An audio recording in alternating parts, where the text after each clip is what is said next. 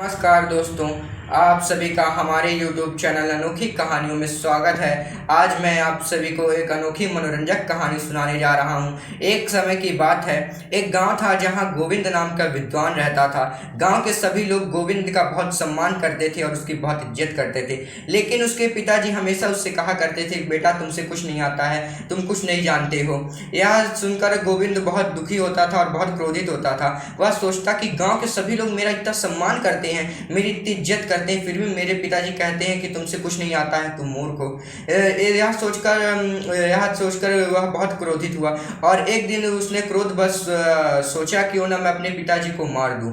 यह सोचकर उसने एक कुल्हाड़ी उठाई और अपने पिताजी को मारने के लिए उनके कमरे की ओर जाने लगा। कमरे में उसके माता पिता आराम कर रहे थे। तभी उसकी माता ने अपने पति से कहा, क्यों जी, हमारा पुत्र इतना विद्वान है, उसको गांव के सभी लोग उसका इतना सम्मान करते हैं, फिर भी आप उसको बोलते रहते हैं कि तुमसे कुछ नहीं आता है, तुम कुछ नहीं जानते हो।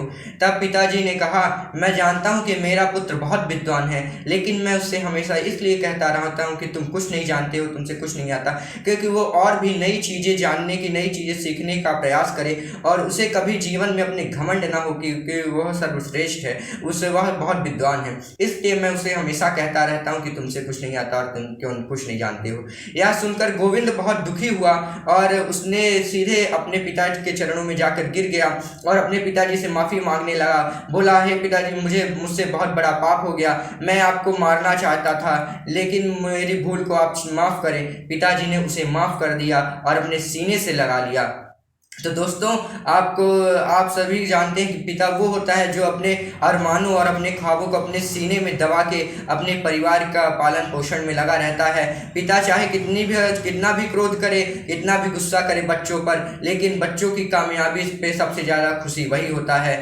इसलिए दोस्तों, हमें अपने पिता का सम्मान करना चाहिए और पिता हमेशा हमें सच्चे मार्ग और सच्ची बातें सिखाने का प्रयास करता है और वह हमेशा उसका प्रयत्न रहता है कि हमारा बेटा एक काबिल व्यक्ति बने, एक काबिल इंसान बने। तो धन्यवाद दोस्तों। अगर आपको हमारी कहानी पसंद आई हो तो हमारे वीडियो को लाइक करिएगा, हमारे चैनल को सब्सक्राइब करें और बेल आइकन को दबाना ना भूलें, जिससे ऐसी हमारी मनोरंजक कहानियाँ आप तक पहुँचती रहें। और आपने इस कहानी से क्या सीखा हमें कमेंट करके जरूर बताएं। और दोस्तों, आपको एक बहुत बड़ी महत्वपूर्ण जानकारी देने वाला हूँ। मेरी बहुत जल्दी एक कविता आने वाली है, उसे आप सब जरूर सुनें। धन्यवाद।